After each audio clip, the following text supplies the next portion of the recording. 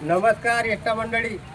आता तुम्हाला वाटत असेल की बा इथं फुलाचा पुष्पगुच्छ दिला, याचं नेमकं काय कारण आहे. तर मित्रांनो,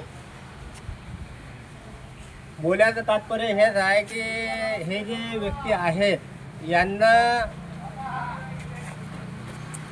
23 तारखेला म्हणजे 23 मार्च या तारखेला महाराष्ट्र रत्न पुरस्कार देऊन गौरवण्यात आलेलं आहे.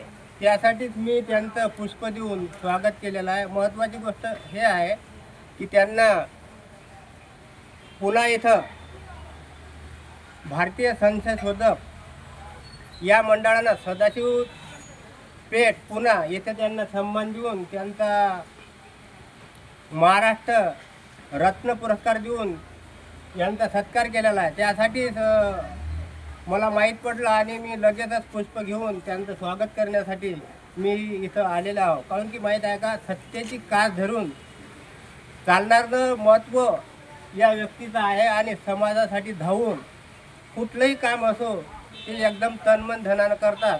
आणि पुष्पाला ते माहीत पडल्याबरोबर जोही समाजाचं काम करते आणि राष्ट्रहिताचं काम करते त्या माणसाचा मला अभिमानच आहे. कारण की अशा माणसाचं मला जेवढंही कौतुक करायचं आहे तिथलं कमीच पडते. म्हणून माझ्या या माणसाला तुम्ही लाईक तर करा आणि कमेंट करा. या मराठी पुष्पाच्या या व्हिडिओला कमेंट करा, लाईक करा.